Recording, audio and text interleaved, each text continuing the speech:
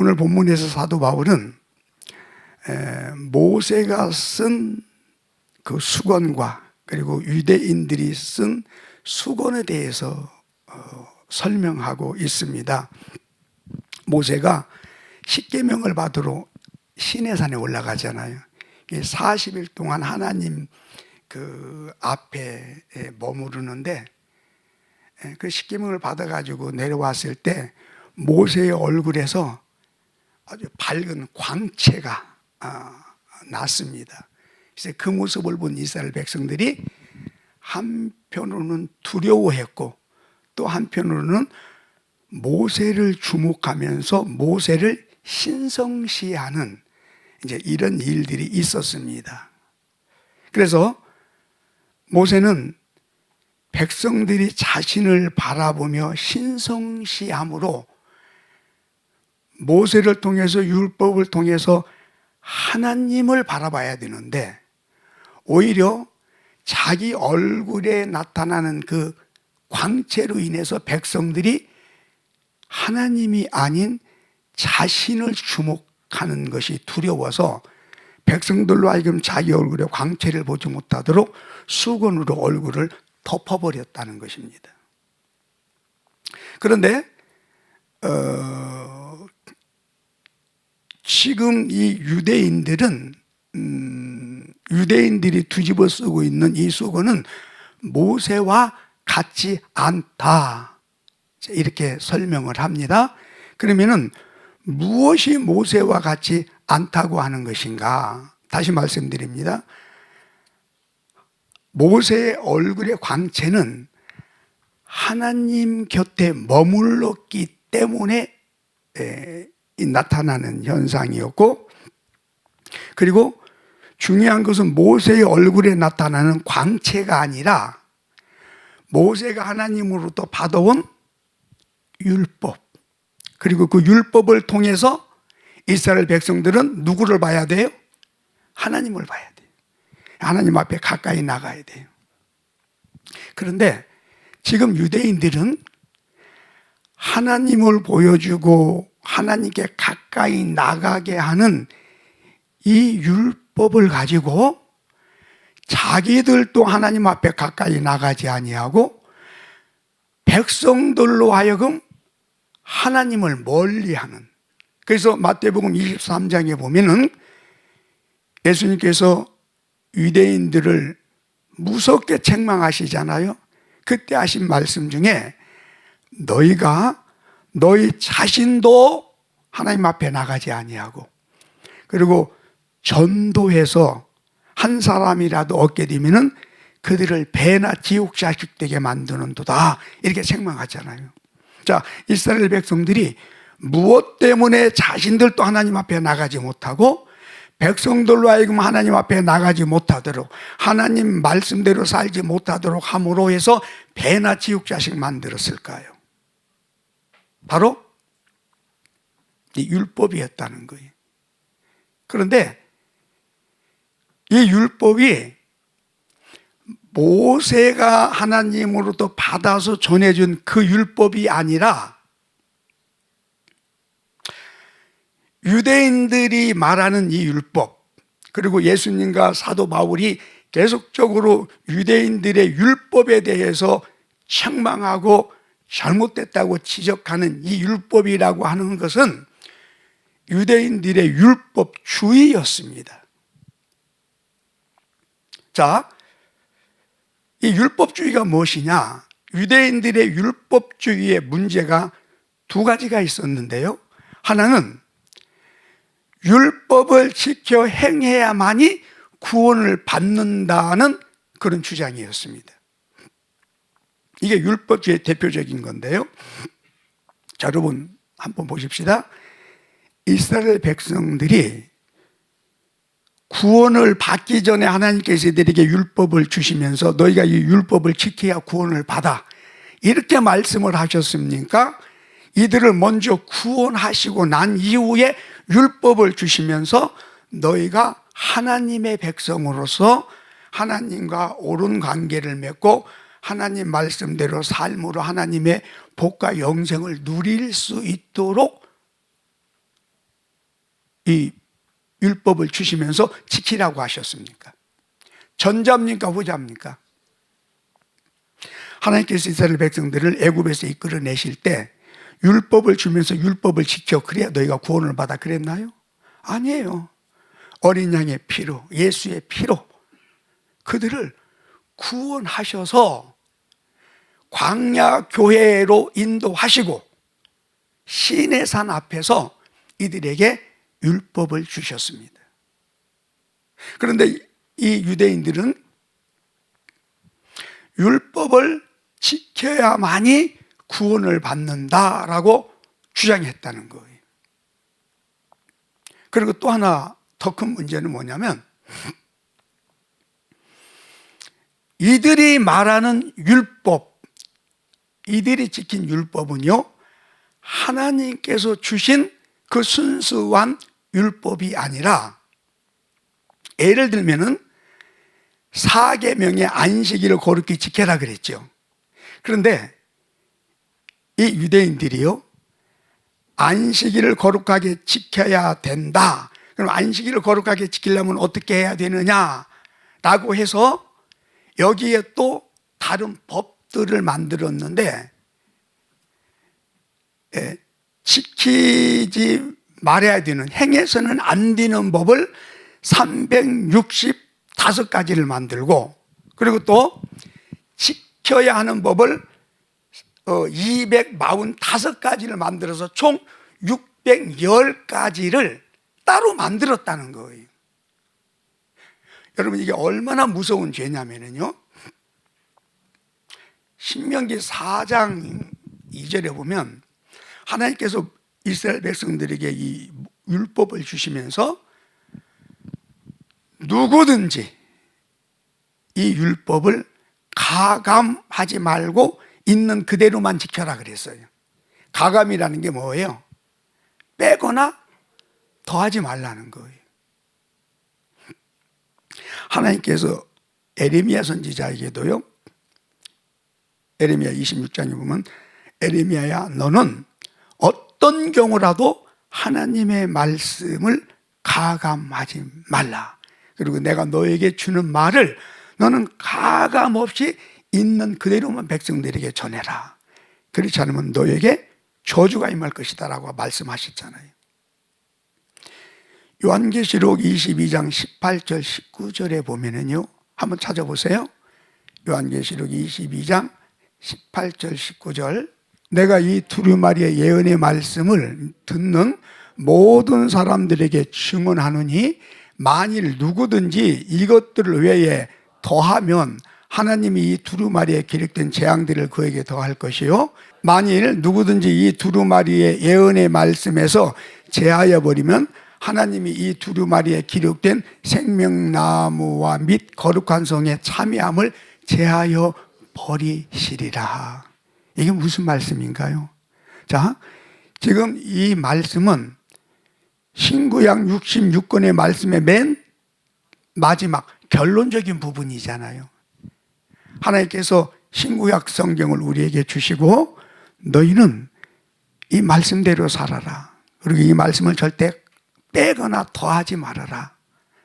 그러면서 만약에 누구든지 이 성경에 있는 말씀을 하나라도 빼거나 더하여 보태서 전할 때에 반드시 너희에게 저주가 임할 것이고 너희 이름을 하나님의 생명록에서 제해버리겠다는 거예요.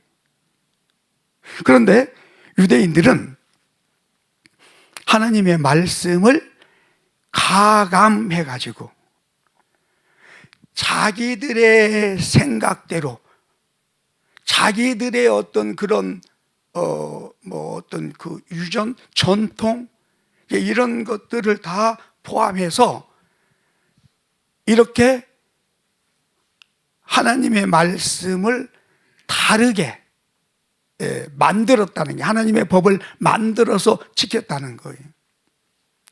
그런데 유대인들이 그렇게 법을 만들어 놓고 지켰어요, 안 지켰어요? 안 지켰다는 거예요. 아니요, 못 지켰지요. 지킬 수 없는 법이었어요.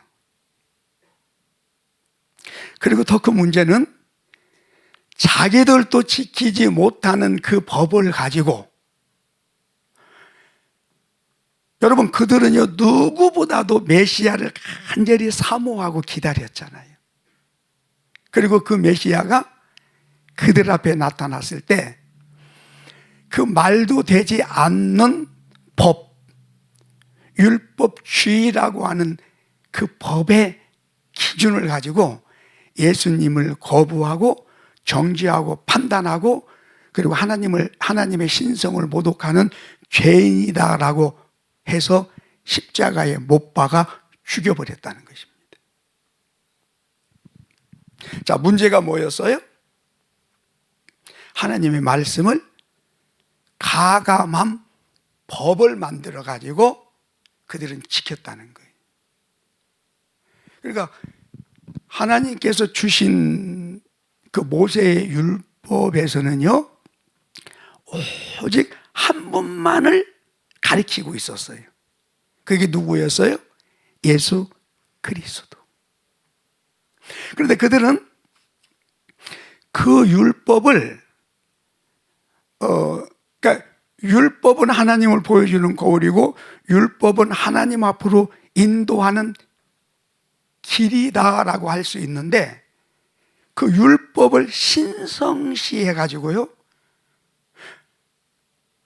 그리고 어떻게 하면은 이 율법을 우리가 더 잘 지킬 수 있을까라고 하는 것들을 생각하고 연구하다가 말도 되지 않는 법들을 만든 거예요. 그래서 예수님 공생의 사역 때에 유대인들하고 계속 부딪히는 것이 뭐였어요?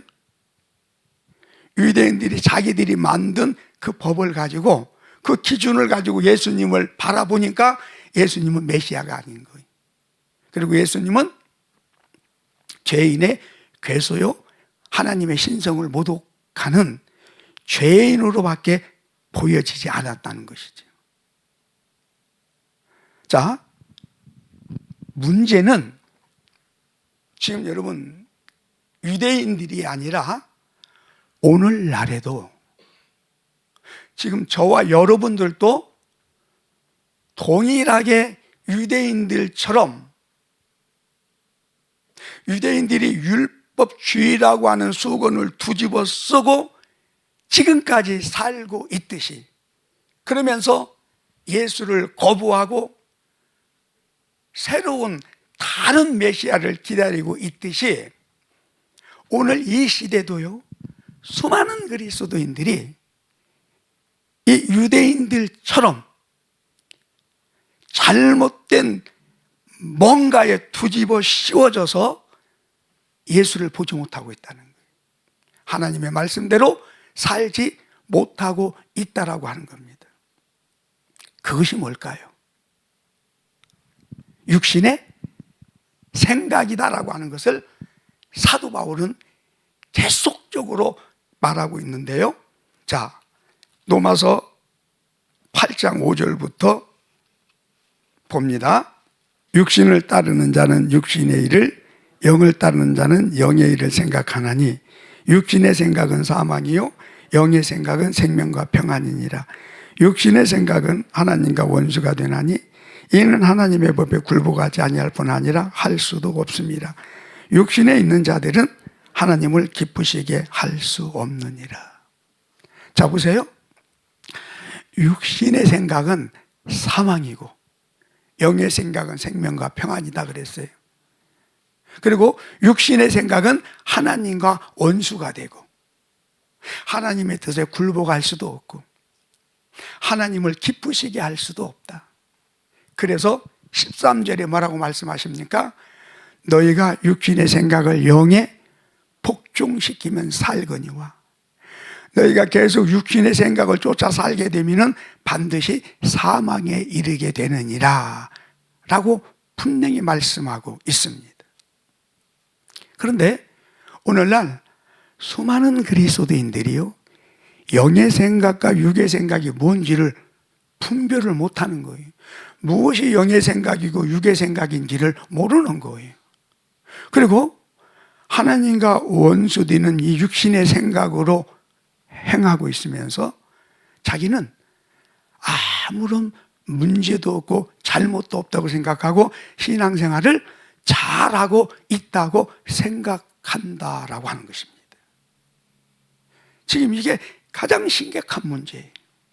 지난주에도 말씀을 드렸듯이 육신의 생각은 누구 생각이라고요? 사단의 생각이다. 이 육신의 생각은 사단으로부터 왔습니다. 그런데 예수 믿기 이전에는 육신의 생각으로 사는 게 당연한 거죠. 그게 정상이에요. 그러나 예수를 믿은 이후에 우리는 육신의 생각으로 사는 게 아니라 이제 영의 생각으로 사는 사람들이란 말이에요. 그런데 여전히 예수를 믿고 수십 년씩 지났음에도 불구하고 직분과 상관없이 목사든 장로든 권사든 집사든 너나 할 것 없이 대부분의 그리스도인들이 여전히 육신의 생각이 기준이 되고 육신의 생각을 따라서 살아가고 있다라고 하는 것입니다. 오늘 한국 교회에 이렇게 부패하고 타락하고 무기력하고 그래서 만일은 소금이 돼서 세상에 짓밟히는 이유가 바로 여러분 여기에 있다고 하는 것을 아셔야 됩니다.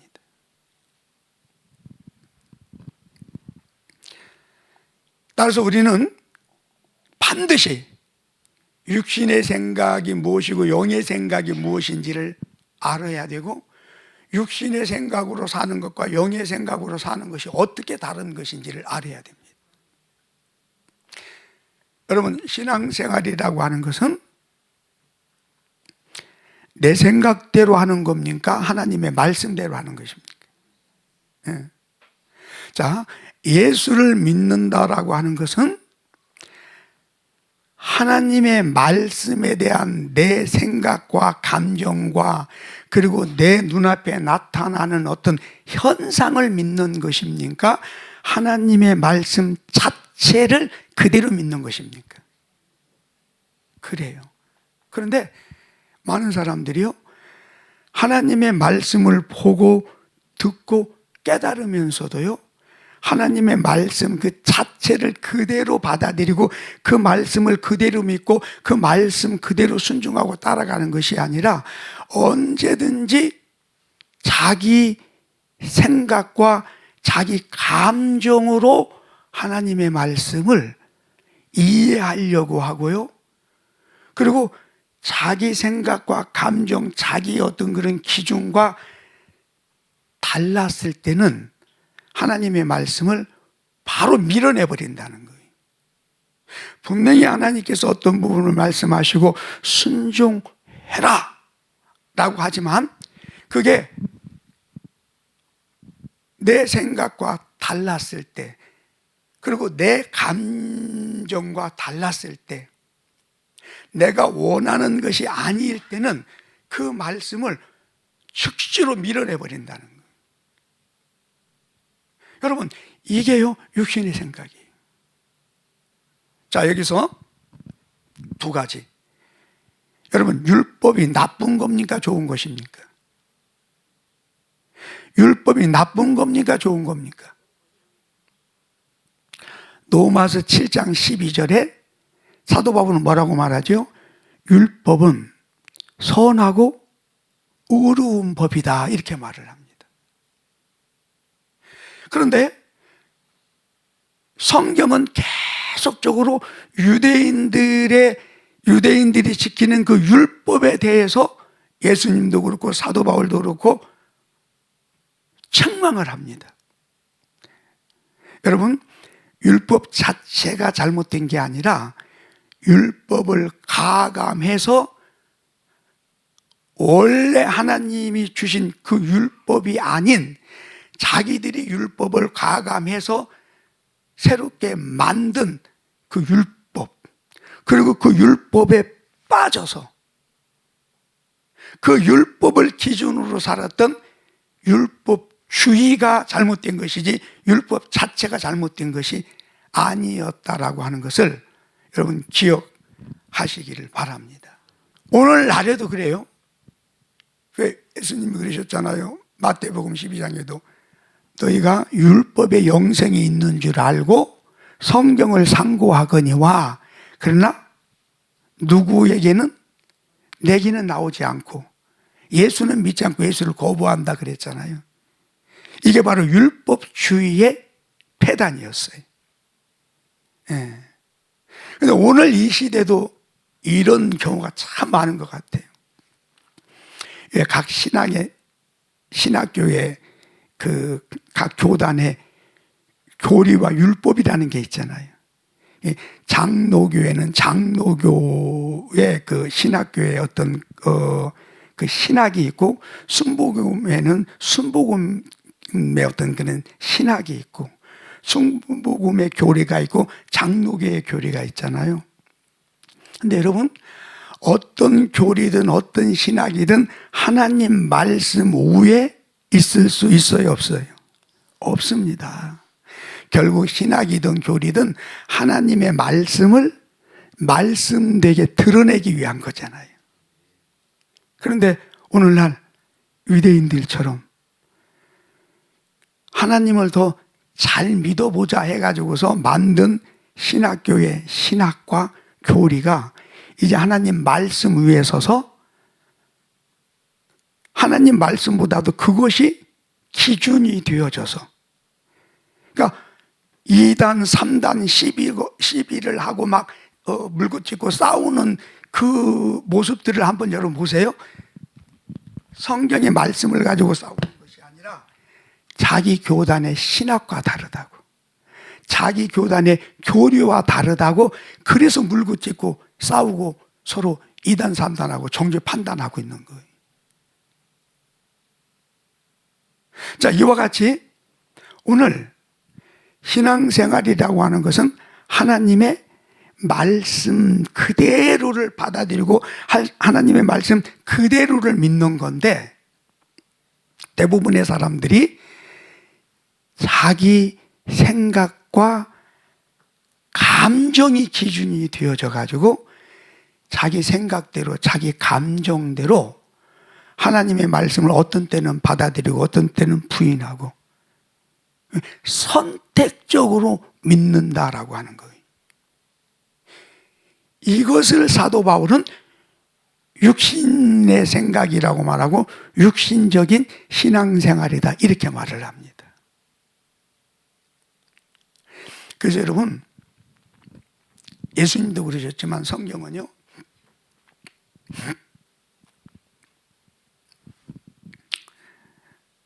한 밭에 두 가지 씨앗을 심지 말아라. 섞지 말라는 거예요. 예.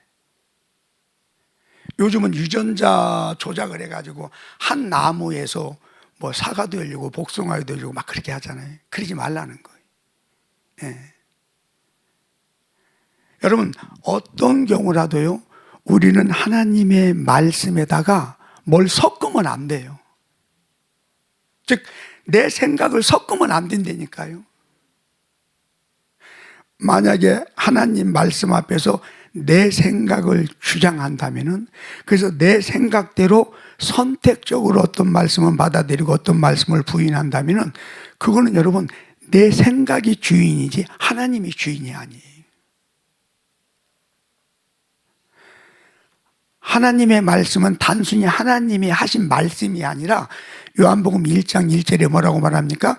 태초에 말씀이 계시니라. 이 말씀이 하나님이시고 이 말씀이 육신을 입고 이 땅에 오셨으니 누구시라? 예수 그리스도라고 했습니다. 그런데 오늘날 너무나 많은 사람들이 성경은 그렇게 말씀하고 있고 또 이것이 신앙의 가장 기본이고 기준이 되어져야 되는데도 불구하고 여전히 예수를 믿는다면서도 자기 생각으로 믿는다는 거예요.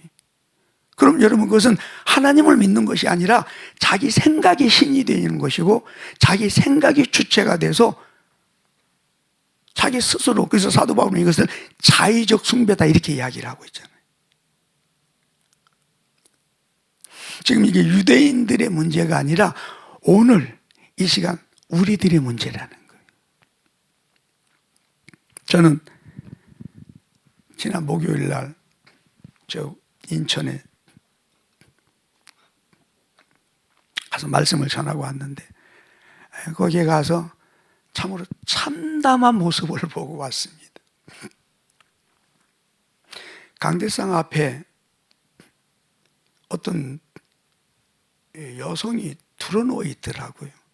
침대 위에. 그래서 치유받기 위해서 모시고 온 분이다, 이제 그렇게 생각을 했는데, 나중에 보니까 그분이 담임 목사라고 그러더라고요. 그래서 내 생각에 담임 목사님이 어떤 불의의 사고를 당해서 지금 저러고 계시는구나, 그렇게 생각을 했어요.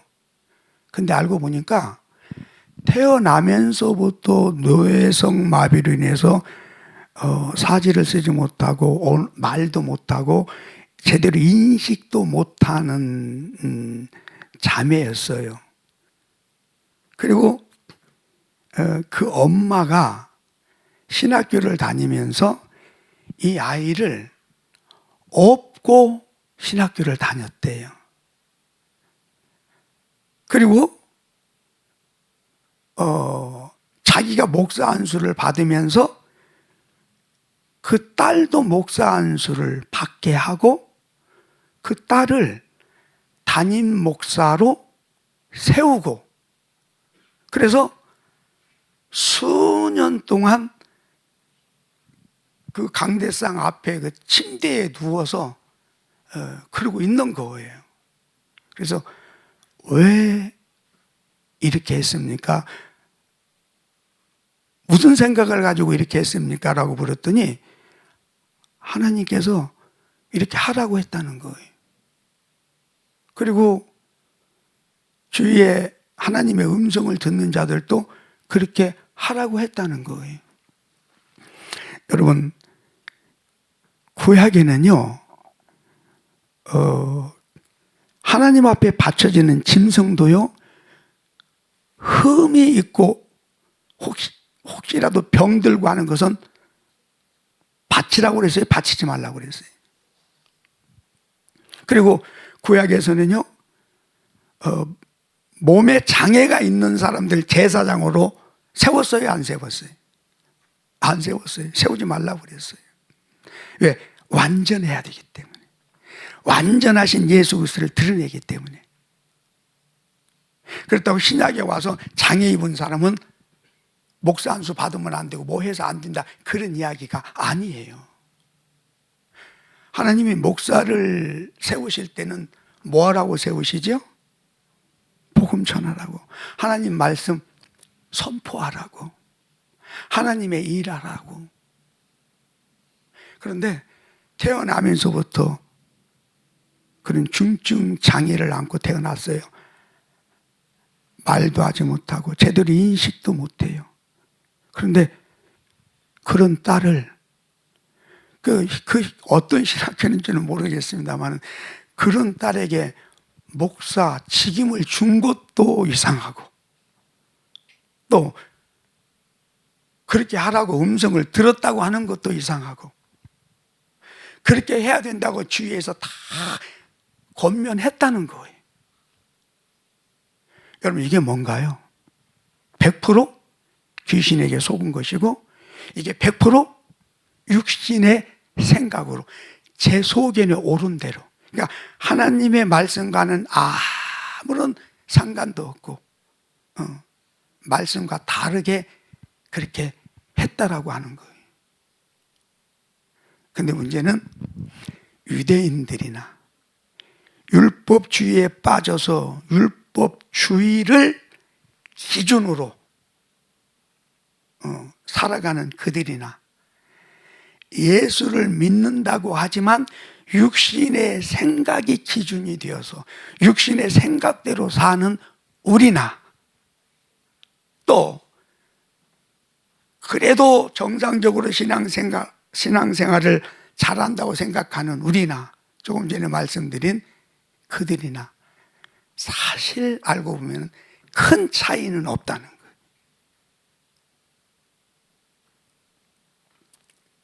따라서 여러분, 우리는 반드시 우리 육신의 생각이 영의 생각으로 바뀌어져야 됩니다. 즉 육신 중심의 사고와 가치관이 하나님 중심의 사고와 가치관으로 바뀌어져야 된다는 거예요.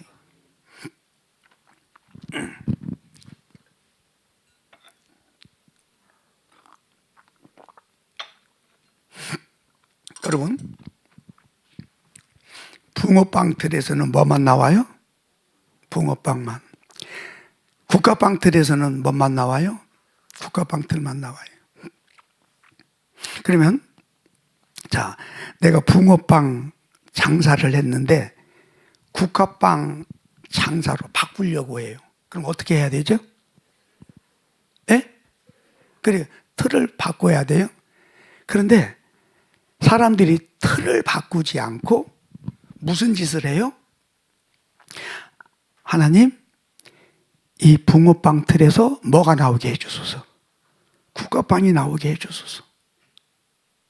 그래서요, 또 그래요. 찾고 구하고 두드리라고 했다는 거예요. 부르짖어 기도해라고 했다는 거예요. 그럼 무엇이든지 들어주신다고 했다는 거예요. 그래서 하나님, 이 붕어빵 틀에서 국화빵이 나오게 해 주시옵소서. 그냥 그렇게만 기도하는 게 아니라 작정해서 기도하고 철야 기도하고 새벽 기도하고 또 그래도 안 되면 무슨 기도예요? 금식 기도예요. 근데 여러분, 이게 기도라고 할 수 있나요?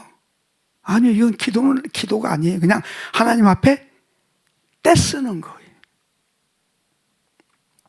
하나님은요,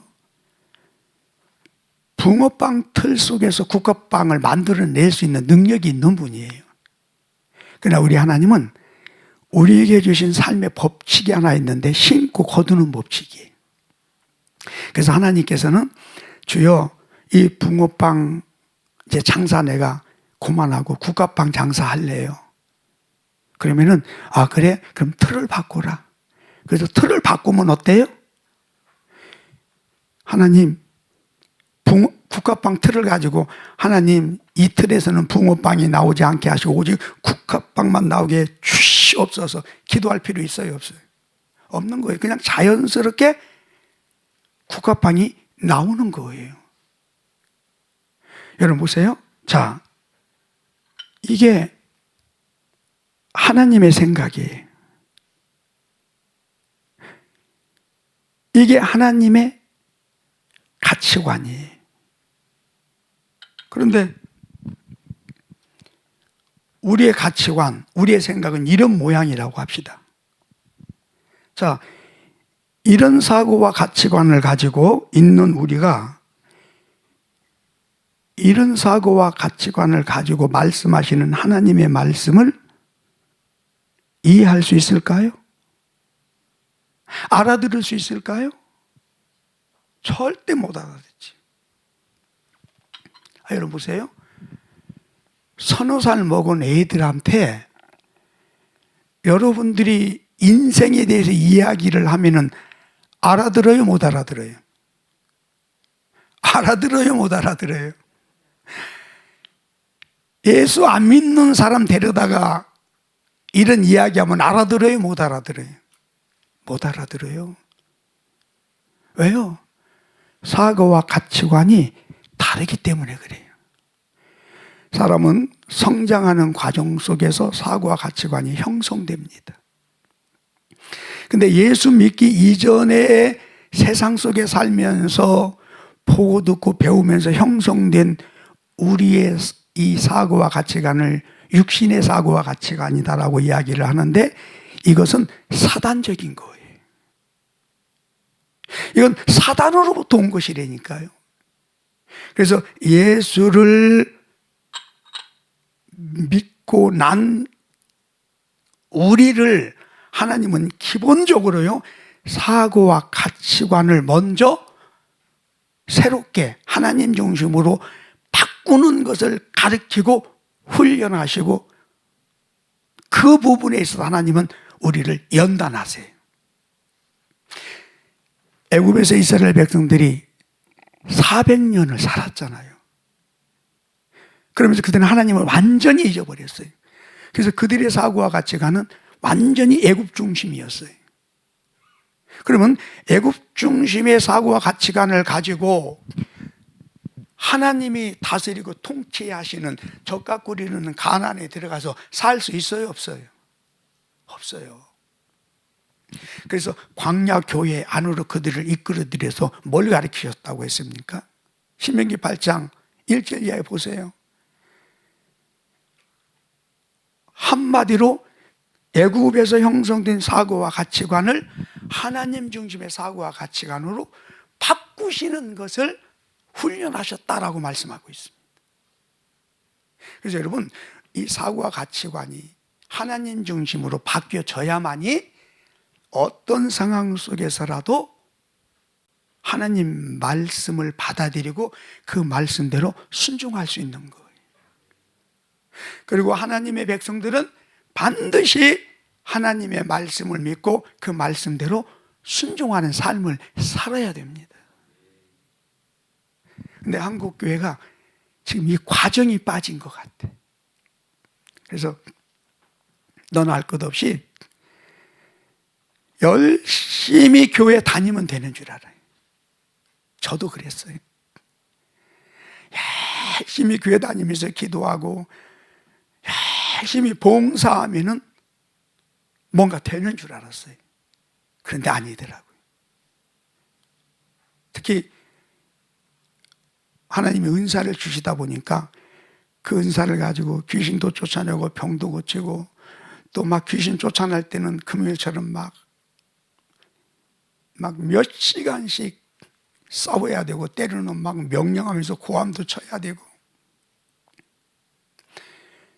근데 놀라운 사실은 그렇게 하면 할수록 내 안에서 어떤 심령의 새로운 변화가 일어나고 막 사납고 강팍했던 그런 마음들이 온유하고 부드러운 마음으로 바뀌고, 그래서 성령의 아름다운 열매가 맺혀지는 이런 것이 아니라 육신의 생각이 더 강화되는 거예요. 막 더 혈기가 막 강해지고, 그래서 귀신아 떠나가, 악한 영아 떠나가, 막 이렇게 막 고함을 치면서 싸우는 이런 모습들이 우리 집사람한테도 똑같이 나가고 우리 아들한테도 똑같이 나가고, 성도들이 막 문제를 일으키고 막 그러면은 막 욕도 하게 되고. 포도원교회 김문호 목사님 그래 사임했잖아요 지금. 그런 행동들을 하고 있더라는 거예요. 이게 뭐지? 그래서 여러분, 제가 목회를 포기하고 교회 문을 닫았단 말이에요. 보니까 귀신 들린 사람이 문제가 아니라 내가 귀신이 들렸다라는 거예요. 그래서 이 문제를 어떻게 해결해 보려고 발부동을 치는데, 그러면 그럴수록 더 생각과 마음이 강팍해지고 막 그 사나운 것들이 막 폭발하는데요, 감당을 못 하겠는 거예요. 그러면서 신앙에 대한 회의가 오고 도대체 이게 뭔가. 그래서 이 부분 때문에 이제 선배들을 만나서 상담도 하고 이야기해 보면은, 박 목사 다 그런 거야. 사람은 죽어야만이 바뀌지 죽기 전에는 그 성향, 성격 안 바뀌어. 그 가치관 안 바뀌는 거야. 그러는 거예요. 그 말에 제가 절망을 한 거예요. 그럼 예수 믿는 거나 안 믿는 거나 뭐가 다른가? 그렇지 않습니까, 여러분? 근데 나중에 하나님께서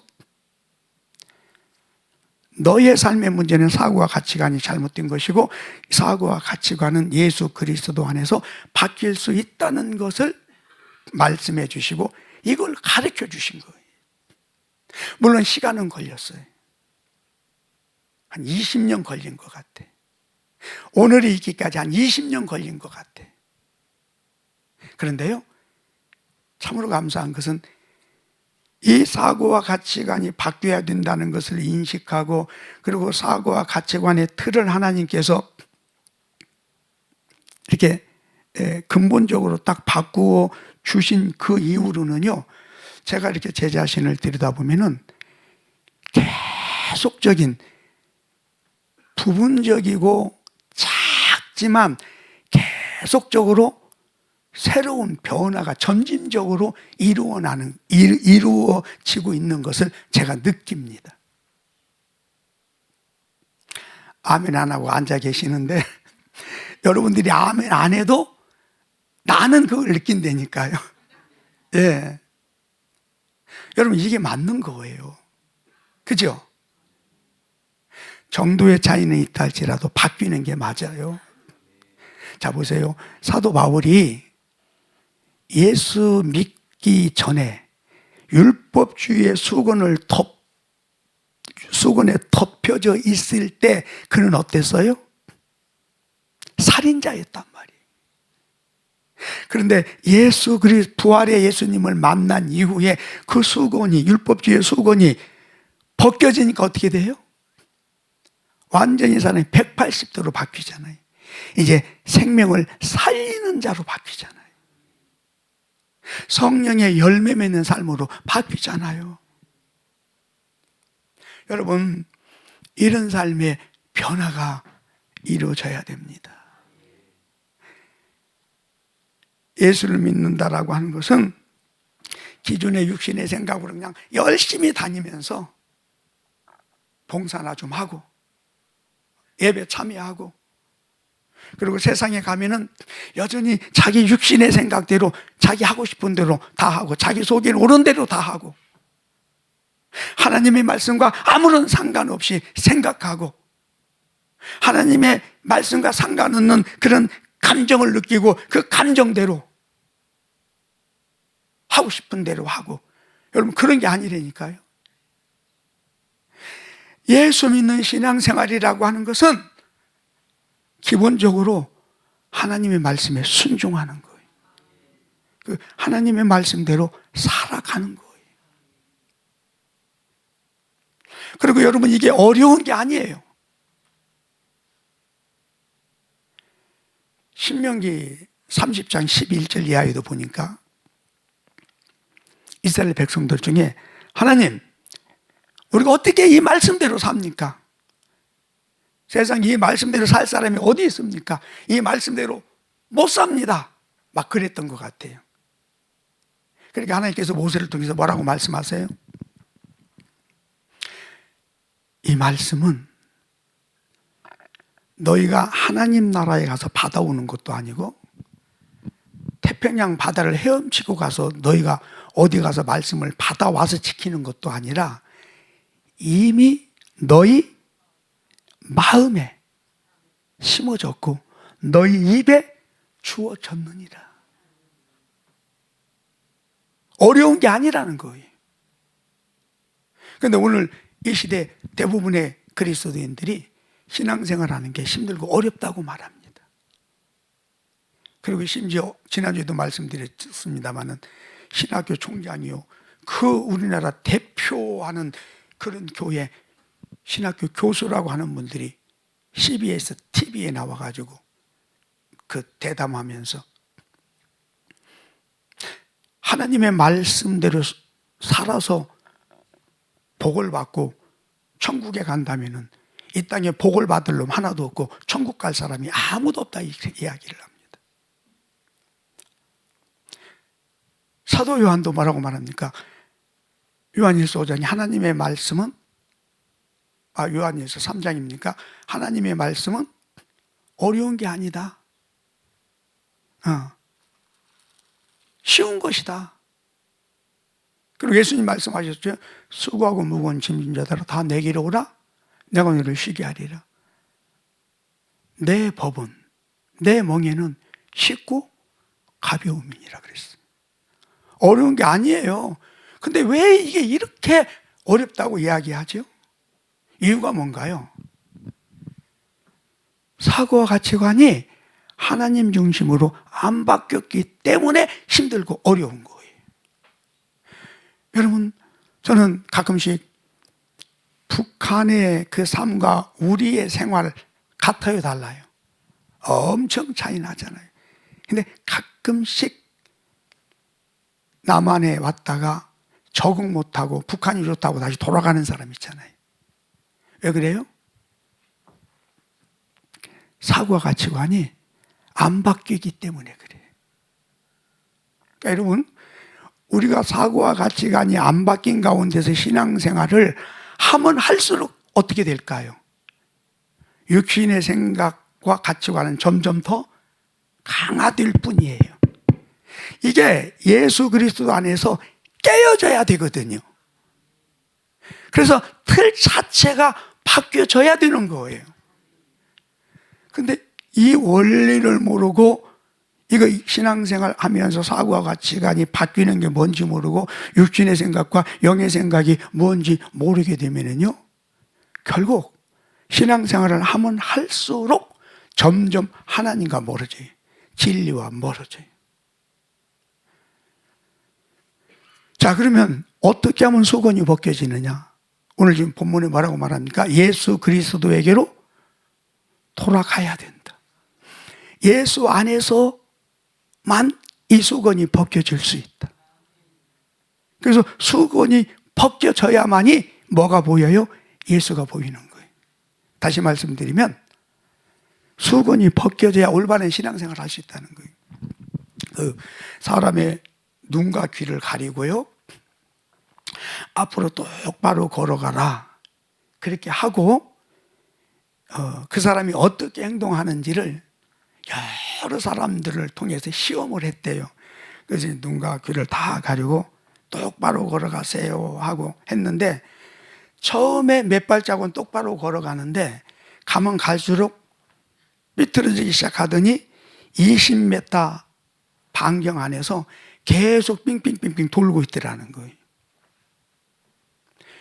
여러분, 이스라엘 백성들이요, 왜 40년 동안 광야를 빙빙빙 돌다 다 광야에서 멸망받았어요? 육신의 생각에 덮여져 있기 때문에 그런 거예요. 로마서 11장 8절에 보니까 이런 말씀이 있어요. 기록된 바 하나님이 오늘까지 그들에게 혼미한 심령과 보지 못할 눈과 듣지 못할 귀를 주셨다함과 같으니라.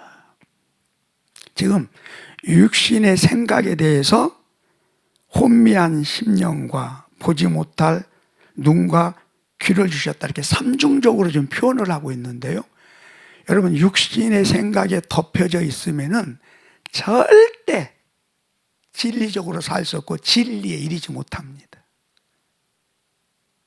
그래서 육신의 사고와 가치관의 수건이 벗겨져야 됩니다. 그리고 이것을 벗기 위해서는 어떻게 해야 돼요? 예수께 돌아가라. 즉 말씀으로 돌아가야 된다는 거예요. 그러니까 말씀만을 붙들고 이해가 되든 안 되든 그냥 말씀 따라서 가면은요, 어느 시점에 가면 수건이 벗겨지게 돼 있어요. 그리고요, 수건이 벗겨지면 비로소 사도 바울처럼 모든 것이 확실하게 보여요. 지금 우리의 문제는 이 육신 중심의 사고와 가치관의 수건이 안 벗겨졌어. 지금 이걸 뒤집어 쓰고, 제가 참 여러분을 보면서 존경스러운 게 뭐냐면, 이걸 뒤집어 쓰고 신앙생활을 잘해보려고 그렇게 힘쓰고 애쓰는 모습들이 보여지니까 참 이것도 은혜다, 그런 생각이 들어요. 저도 그랬습니다. 이제 벗겨냅시다. 나머지는 오후 시간에 이어서 좀 말씀을 드리도록 하겠습니다.